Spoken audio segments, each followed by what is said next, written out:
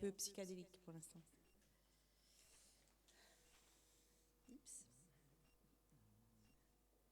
Oui, c'est celui-là. Donc maintenant j'ai compris qu'il fallait que je les glisse.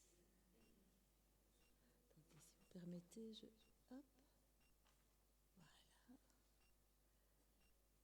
Et je vais fermer juste ça, comme ça c'est quand même mieux. Je pense que je ne saurais pas faire plus. Ça va? Ah, il y a un spécialiste ici. Voilà. Il fera mieux que moi.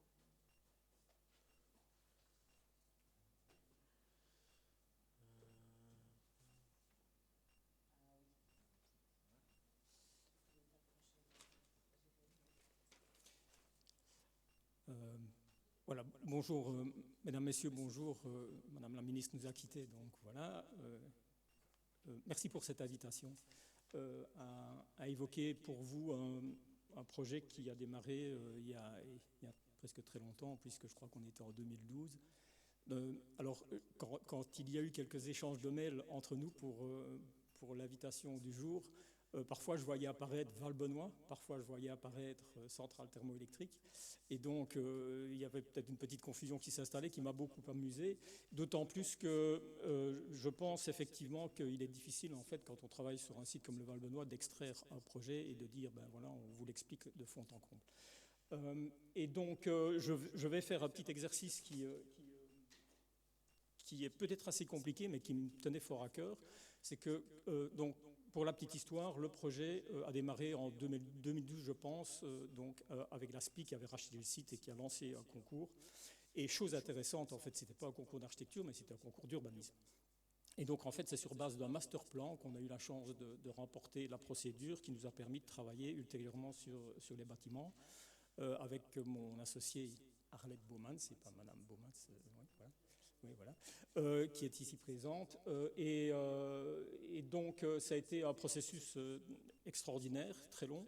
Et par rapport à ce qui vient d'être exposé juste à l'instant, j'ai l'impression qu'on a été obligé de plonger dans un abîme total par rapport à des questions qui nous étaient posées pour des moments de résolution. Alors, pourquoi est-ce que je vais arriver à ceci, mais ce qui m'intéresse beaucoup, c'est de me rendre compte que on a travaillé premièrement sur la transformation, la réhabilitation de l'Institut du génie civil pour passer ensuite à la centrale thermoélectrique. Et en fait, puisque je pense que c'est un peu pour ça qu'on est invité, en termes de conception, en fait, ce sont deux choses qui sont diamétralement opposées et je trouve que c'est peut-être ça qui est hyper important de comprendre aujourd'hui. En deux mots, l'exercice sur le génie civil, c'était un exercice d'évidement. C'est-à-dire qu'on a eu un bâtiment où on nous a demandé de faire de la place le plus possible. Je fais une petite parenthèse. L'ASPI, évidemment, quand elle s'est intéressée au site, le premier niveau d'exigence, c'est un niveau d'exigence économique. Et donc, évidemment, ça génère toute une réflexion en cascade sur les décisions qui sont prises. Mais si le génie civil est un exercice plutôt d'évidement, et je vais m'en expliquer, en fait, de manière assez caractéristique, la transformation, la réhabilitation de la centrale thermoélectrique, c'est pratiquement l'exercice opposé. C'est un exercice de densification, de remplissage, d'un exercice de l'introduction d'une programmation hyper complexe dans un lieu qui est ce que vous connaissez peut-être et ce que vous allez voir dans quelques instants. Et donc cette dualité, en fait, pour nous, concepteurs, c'est peut-être quelque chose qui est essentiel à expliquer et j'aime chaque fois, ou le plus souvent possible, dire que je ne me désoliderai jamais de la phrase de John Bracken quand il dit, et j'espère que ça se confirmera dans les quelques images que je vais vous montrer, que le potentiel de transformation et de réhabilitation se mesure toujours à travers les qualités intrinsèques de ce qui est permanent. Et donc le niveau de permanence est quelque chose d'hyper important. Et ce que j'espère démontrer ici, c'est que dans l'architecture moderniste, cette notion de permanence, en fait, elle décèle énormément de qualité. Je fais une petite parenthèse, la phrase que je viens vous lire remet pratiquement en question tout ce qui se dit actuellement sur la notion de la circularité, etc. etc. Je ferme la parenthèse, sinon on est parti pour longtemps. Alors le Val-Benoît. Le Val-Benoît, c'est l'entrée sud. Alors ne dites jamais ça à quelqu'un de Sclessin parce qu'il vous coupera la gorge, mais le Val-Benoît, c'est l'entrée sud de la ville de Liège. Donc vous voyez, c'est l'élément qui est pris en blanc ici. Si je zoome un petit peu, voilà le site, et je vais devoir aller très vite parce que j'ai beaucoup d'images. Voilà le site avec les deux éléments en blanc, entouré en blanc, l'Institut du génie civil transformé pour démarrer en fait les opérations, et puis à gauche le grand rectangle. c'est effectivement la centrale thermoélectrique.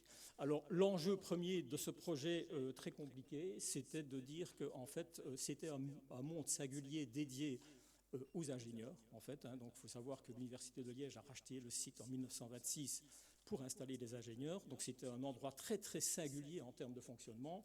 Et en gros, on nous dit, tiens, ce serait bien d'en faire un morceau de ville.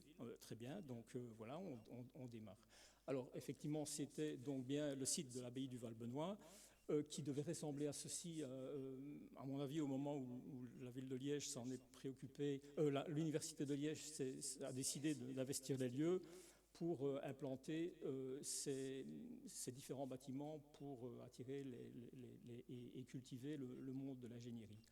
Alors, ce qu'il faut savoir, évidemment, c'est qu'en termes de temporalité, mais Sébastien Charlier ferait ça beaucoup mieux que moi, on est évidemment au moment des grandes expositions, l'exposition internationale